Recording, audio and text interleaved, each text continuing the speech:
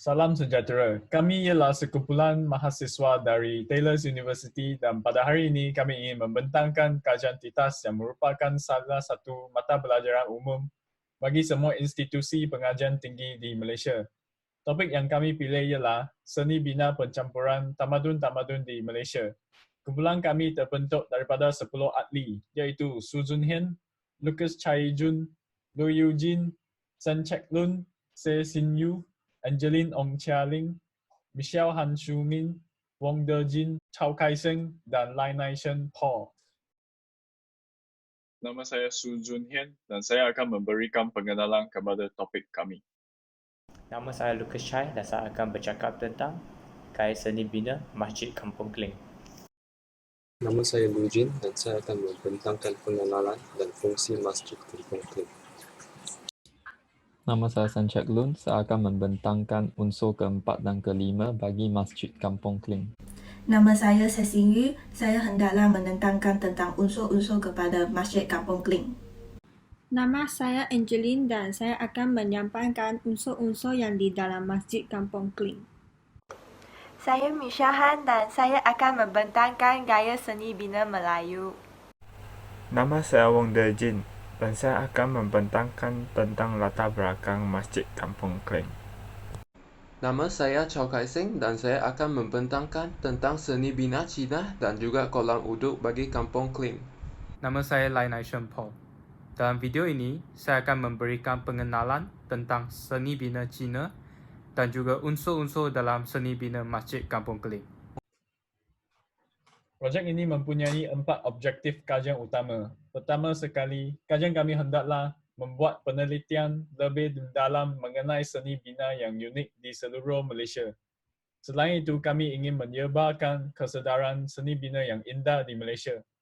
Tambahan lagi, kami ingin menunjukkan hubungan yang rapat dan unik antara dua jenis gaya seni bina tamadun yang berbeza di Malaysia. Dalam kes ini ialah Masjid Kampung Kling. Di samping itu, kami juga ingin membawakan kesedaran dan perhatian bagi memeliharakan seni bina yang bersejarah ini. Masjid Kampung Kling ialah sebuah masjid yang bersejarah di Kota Melaka, Malaysia. Masjid Kampung Kling terletak di Jalan Tukang Emas, juga dikenali sebagai Jalan Harmoni kerana keunikannya di mana tempat ibadat bagi 3 agama yang berbeza, iaitu Masjid Kampung Kling, Kuil Sri Poyata Murti dan Tokong Cheng Hun Teng didapati di jalan tersebut. Masjid Kampung Kling berfungsi sebagai tempat ibadat bagi masyarakat yang menganut agama Islam. Masjid Kampung Kling boleh diiktiraf sebagai salah satu masjid yang tertua di Melaka. Menurut kajian yang diterangkai, masjid ini dibina pada tahun 1748 semasa zaman pemerintahan Belanda. Masjid ini turut dikenali sebagai Masjid Kampung Pali. Pada tahun 1782, bangunan kayu ini telah direnovasikan dengan batu bata dan diubah sekali lagi pada 1808. Walaupun begitu, terdapat juga pertikaian bahawa keadaan masjid yang wujud kini adalah hasil pengubahsaian yang dilakukan pada tahun 1938 hingga 1940. Pada tahun 1908 pula, bumbung masjid tersebut ditinggikan lagi dengan mengikuti contoh bumbung Masjid Kampung Hulu.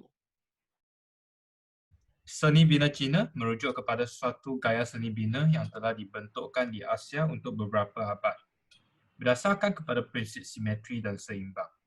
Selain itu, harmoni dengan semesta dan mempunyai tembok merupakan salah satu ciri-ciri terhadap seni bina Cina. Di samping itu, bumbung binaan Cina adalah menonjol, bercerun dengan cucur bumbung yang melengkung ke atas di sudutnya. Holistiknya, seni bina masyarakat adalah terdiri daripada seni bina tradisional dan babanyonya. Sebagai contoh, Tokon Cheng Hun Teng merupakan seni bina tradisional iaitu campuran pengaruh kolonial lama tradisi Asia, Islam Melayu campuran moden dan pasca moden. Manakala Masjid Tengkera Melaka merupakan seni bina babanyonya yang dibina dengan halaman terbuka di bahagian dalam rumah dan pemasangan jubing yang cantik dan mempunyai corak serta berwarna-warni. Faktor-faktor utama yang mempengaruhi seni bina masyarakat Cina adalah sejarah. Hal ini dikatakan demikian kerana banyak bangunan tradisional termasuk rumah kedai dan bangunan persatuan telah menyesuaikan seni bina tempatan dan kolonial ke dalam fasad bangunan mereka. Beberapa mempunyai lengkungan dan tiang klasik untuk menyokong struktur bangunan. Faktor kedua adalah iklim. Kebanyakan bangunan mempunyai bukaan besar, pintu berkoropong, dan jalan pejalan kaki yang tertutup sebagai tindak balas terhadap iklim Malaysia yang panas dan lembap. Faktor ketiga merupakan kepercayaan di kalangan orang Cina terhadap semangat gaib telah menjadi perhatian utama dalam mendirikan bangunan. Seni bina Melayu menunjukkan pengaruh negeri-negeri Melayu dan Nusantara yang melibatkan Indonesia dan Selatan Thailand. Pengaruh tersebut diaplikasikan dalam bentuk hiasan atau motif ukiran dan bentuk binaan. Keselisihan ciri-ciri seni bina dapat mengenal pasti asal-usul rumah tersebut. Contohnya, rumah Minangkabau, rumah bumbung panjang, rumah bumbung limas, rumah kutai, rumah perabung lima dan rumah potong perak. Selain itu, seni bina Melayu juga dijumpai dalam kerekaan bangunan lain seperti masjid, rumah, wakaf, istana dan makam. Contohnya, Istana Kenangan Perak, Masjid Tengkera Melaka, Istana Balai Besar Kelantan dan lain-lain. Susun atau rumah Melayu biasanya mempunyai 3 bahagian iaitu serambi, rumah ibu, dan rumah dapur. Bumbung rumah adalah curam dan unjuran lebar bagi melindungi rumah dari tempias hujan dan sinaran langsung matahari. Badan rumah pula dipenuh dengan bukaan jendela dan dua kekisi atau ukiran tebuk yang menggalakkan peredaran udara. Pembinaannya menggunakan bahan alam semula jadi seperti daun nipah, ijuk, rumbia, dan bertam sebagai struktur bumbung. Kayu pula digunakan sebagai struktur utama seperti tiang, alang, rasuk, lantai, dan dinding, manakala lapik tiang diperbuat daripada batu. Paku besi juga jarang digunakan dalam pembinaan rumah Melayu. Terdapat berbagai jenis gaya seni bina dan bahan gaya Eropah yang digunakan dalam pembinaan bangunan yang menyebabkan masjid ini istimewa. Ciri yang paling khas ialah menara yang digaya seperti pagoda Cina. Tinggalan aktiviti mereka di masjid ini dapat dikenali melalui motif dan reka bentuk visual yang menghiasi masjid menunjukkan pengaruh besar orang Cina dan India. 3 jenis gaya yang menuju dari masjid ini ialah kuil gaya Bali dan Sumatera, gaya Yunani dan gaya Eropah. Hiasan dalam ruang solat utama mempunyai kuil gaya Bali dan Sumatera yang merupakan campuran gaya Melayu dan Java. Dalam struktur Masjid Kampung Kling, terdapat ruang solat mempunyai tiang gaya Yunani. Dalam ruang solat utama mempunyai pengaruh gaya Eropah seperti kelengkapan cahaya gaya Moor di kawasan mencuci dan chandelier Inggeris zaman Victoria. Gaya berganda dalam seni reka masjid melambangkan perkembangan pesat ilmu seni bina di Melaka pada masa tempoh pembinaan dengan kedatangan pengaruh-pengaruh binaan yang dibawa oleh orang Belanda dari Eropah. Seni bina masjid ini unik dan terdapat gabungan seni bina masyarakat Melayu Minang dan Cina Islam. Kebanyakan lantai jubin di Masjid Kampung Kling di bawah tempahan khas dari Kerajaan Khalifah Islam China Manchu Qing. Ukiran-ukiran yang masih dalam masjid dibuat khas tukang ukir dari masyarakat Melayu. Unsur pertama dalam Masjid Kampung Kling ialah ruang solat utama.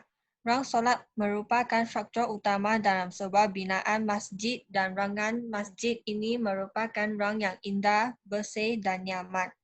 Pada sekeliling loteng, terdapat tingkap yang dihias dengan kaca merah. Silingnya pula diukir dengan ukiran bunga dan dicat dengan berada emas. Dinding bahagian dalam mengandungi jubin dan terdapat lampu cendalia yang besar dan cantik pada bahagian tengah rang solat utama yang tidak dapat diperolehi daripada masjid tradisional lain di Melaka. Unsur kedua adalah kolam uduk. Ia digunakan untuk beruduk. Dibina sezaman pembinaan masjid yang dibina daripada batu mamar. Kolam tersebut mempunyai air pancut dan dikelilingi 4 batang tiang yang berukiran bunga. Terusnya, bumbung dan kubah. Keseluruhannya, masjid ini telah dibina dalam bentuk segi 4 dengan 3 lapis bumbung, iaitu bumbung veranda, bumbung tengah dan bumbung utama. Bumbung tersebut disiapkan dengan kubah yang diukir dengan batu karang. Bumbung tengah dan bumbung utama telah diganti dengan bumbung genting yang diperbuat daripada jalur tertulang mortar. Pemasang genting pada bumbung masjid adalah dipengaruhi oleh adat istiadat tamadun Cina. Bumbungnya disokong oleh 4 tiang seri di tengah-tengah masjid. Unsur keempat ialah tiang Korintian dan tiang seri. Kawasan beranda dihiaskan dengan tiang Korintian mengelilingi kawasan Dewan Solat. Manakala tiang seri utama yang diperbuat daripada kayu belian itu adalah menyokong daripada batu laterit. Selain itu, unsur yang menarik hati dalam masjid ada pintu gerbang yang berhala Cheng Hun Ting. Pintu ini dibuat daripada kayu yang bermutu tinggi. Tambahan pula, keseluruhan pintu tersebut keistimewa dengan mempunyai reka bentuk dan lukisan yang mencerminkan unsur tradisional Cina yang diwarisi selama bertahun-tahun. Seterusnya, unsur motif kepala naga mengadakan motif dan simbol Cina berbeza daripada budaya lain kerana membawa makna tersendiri. Ia melambangkan daya semula jadi ke sifat atau keseimbangan semua perkara di sebaliknya. Keunikan motif naga boleh dinampak daripada diameter badannya ke sisik sampai mata dan taringnya. Umumnya, naga digambarkan sebagai besar dan menakutkan haiwan dengan cakar tajam dan menghirup api keluar dari mulutnya. Bunga kekwa juga merupakan salah satu unsur yang menarik dalam masjid tersebut. Di sini, kita boleh melihat reka bentuk bunga kekwa. Ia merangkumi makna penting kepada masyarakat Cina iaitu melambangkan kebahagiaan dan kecergasan. Kemudian, bunga kekwa terukir di podium bermaksud ketenangan dalam hidup sebab ia mempunyai ketahanan yang tinggi walaupun pada musim sejuk. Kesimpulannya, terdapat lebih lagi daripada apa yang dilihat pada permukaan seni bina Malaysia. Butiran dan unsur-unsur dari pelbagai gaya seni bina menggabungkan sekali untuk menciptakan seni bina yang rumit dan kompleks seperti Masjid Kampung Kling. Akhirnya, ia mempunyai simbol dan idea telah mencerminkan penggabungan budaya dan semangat kebersamaan di Malaysia. Itu sahaja dari kami. Sekian, terima kasih.